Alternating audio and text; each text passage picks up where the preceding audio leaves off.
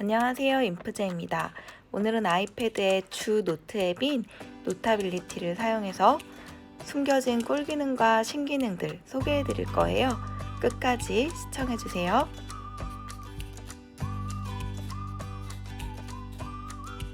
새로 업데이트된 노타빌리티의 신기능 소개해 볼게요.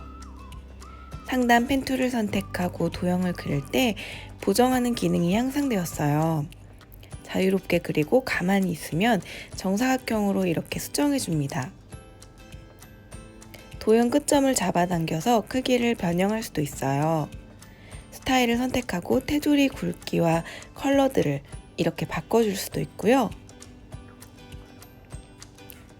채우기로 컬러를 또 바꿔줄 수도 있습니다. 그 위에 필기에서 포스트잇으로 사용할 수 있는데요. 도형 이동할 때 함께 움직이지 않는 점이 아쉽지만 대신할 꿀팁을 잠시 뒤에 소개해 드릴게요. 유기왕 노트 필기에 정말 좋은 게 다각형도 인식한다는 거예요. 여기서 끌어당겨서 변형도 가능하니까 체어폼, 보트폼으로 변형 그리기도 가능합니다. 당연히 원형도 가능해요. 다만 하트 같은 특수 도형은 인식이 아예 안 되더라고요. 또한 삼각형의 경우에도 정삼각형으로 보정이 되는 건 아니었어요.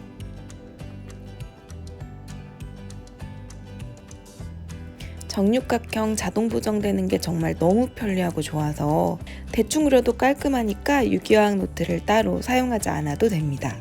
다음 새로운 기능은 이미지를 불러와서 추가해주면 이미지가 불투명해지고 확인하면서 크기 조절이 가능해요. 자유롭게 이미지의 회전도 가능해졌고요. 자르기를 눌러서 직관적인 부분 잘라내기도 가능해졌어요. 이 기능은 아이패드 다이어리 꾸미기 할 때 이미지를 불러와서 칸에 맞춰 크기를 조정할 때 편리했어요. 사이즈가 살짝 맞지 않는 경우에는 자르기 툴을 이용해서 보정해줬고요. 다만 조금 아쉬운 점이라면 노타빌리티는 이미지의 테두리가 둥글게 자동 변형된다는 거예요. 다음은 노타빌리티의 숨은 개선된 기능인데요. 기존의 노타빌리티로 아이패드 다이어리 꾸미기 하신 분들이 굉장히 불편해하던 기능이 개선되었습니다. 이제는 텍스트 툴을 선택해야만 클릭 링크가 활성화됩니다. 기존에는 펜툴로 클릭 링크 부분을 선택하면 링크 기능이 활성화되어서 굉장히 불편했거든요. 이제는 링크 기능을 활성화할 때는 꼭 텍스트 툴을 선택하고 사용하시면 됩니다. 다음으로는 지우개 기능입니다. 지우개 툴을 한 번 더 선택하면 전체 혹은 일부 지우기를 선택할 수 있어요. 전체를 선택하면 한 번에 모두 지워지고 일부는 선택하면 원하는 부위만 부분 지우기가 가능해졌습니다.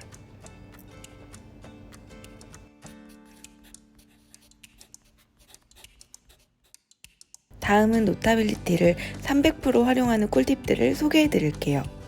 노타빌리티와 다른 노트 앱이 차별화되는 가장 대표 기능은 바로 녹음 툴이죠.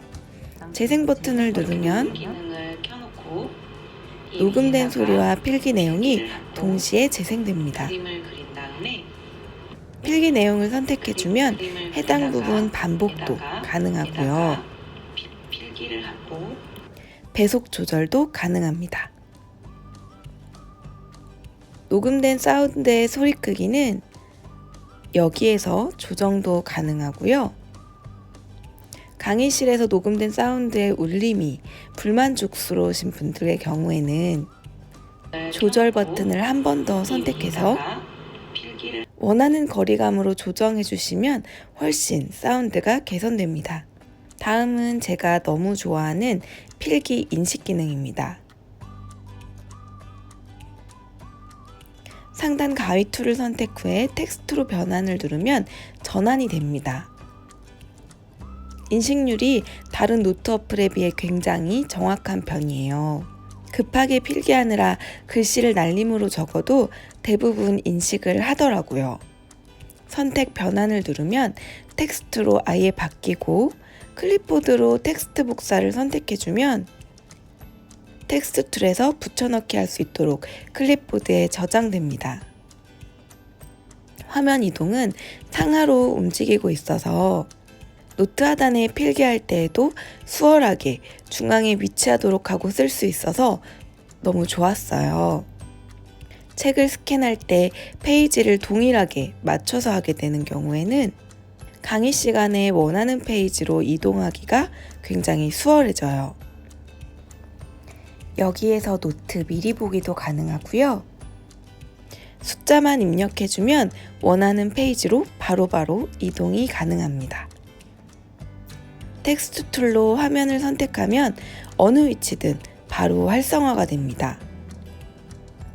폰트도 직관적으로 볼 수 있게 되어 있어서 굉장히 편리하고요. 패드에 설치되어 있는 폰트는 전부 사용이 가능합니다. 폰트의 크기나 색상, 상세 설정 등을 쉽게 변경해 줄 수도 있고요.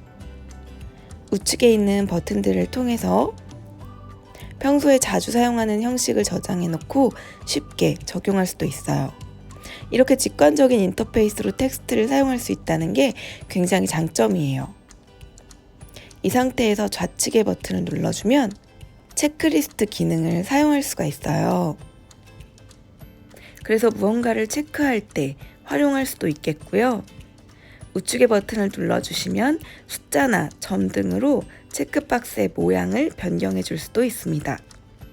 다시 글씨체를 바꾸고 싶을 때에는 바로 누르지 마시고 꼭 모두 선택을 해주시고 글씨체를 변경해 주시면 됩니다.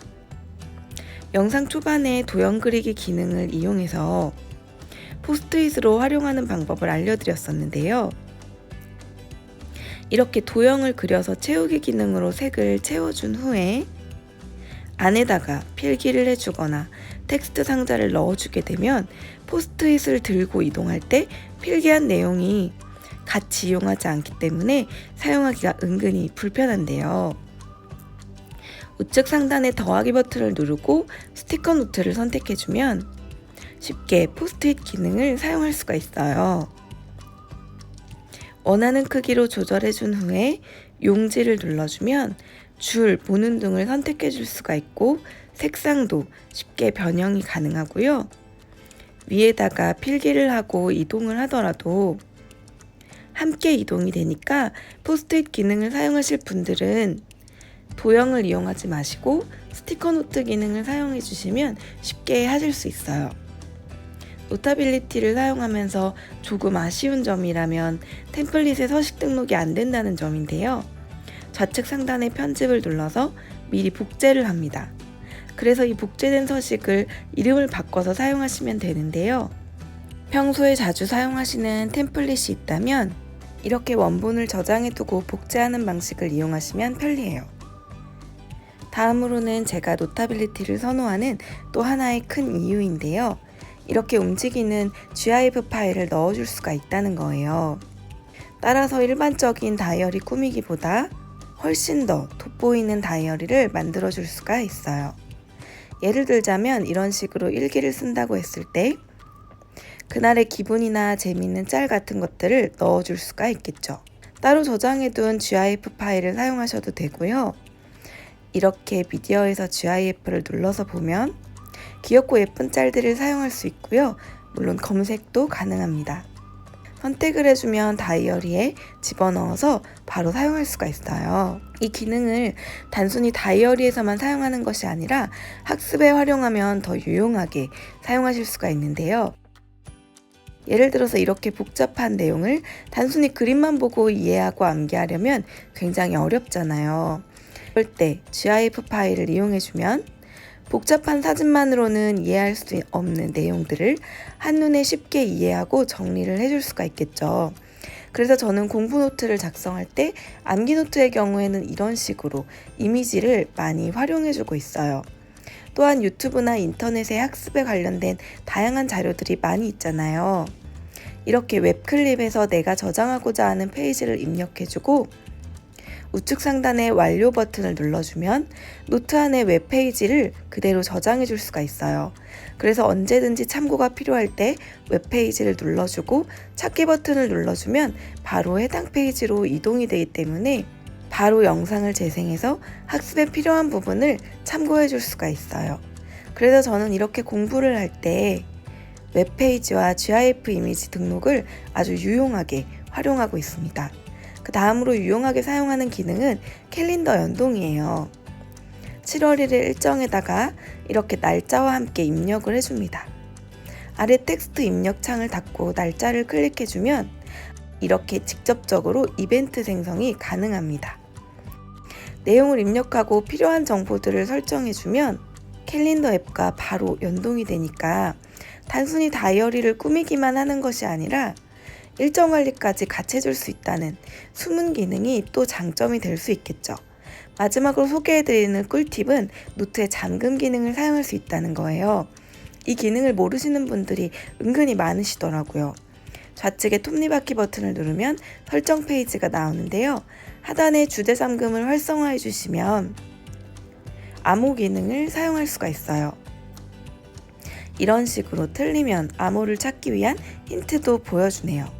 암호를 입력하고 좌측 상단에 완료를 눌러주면 다음부터는 해당 폴더를 보기 위해서는 잠금을 해제해야만 폴더가 열립니다. 이렇게 보시면 잠금 처리가 되어 있는 게 보이시죠? 비밀번호 등록은 좌측 하단에 설정해서 해줄 수가 있는데요. 이렇게 페이스 아이디를 사용해서 등록해 줄 수도 있습니다. 다시 해제할 때도 동일한 방식으로 해서 풀어주면 됩니다. 저의 경우에는 사실 굉장히 많은 부분에서 노타빌리티를 사용하는 걸 좀 더 선호하는 경우가 있어요. 특히나 이번에 불편했던 점들이 개선된 것들이 있기 때문에 노타빌리티에 대한 선호도가 보다 더 큰 편인데요.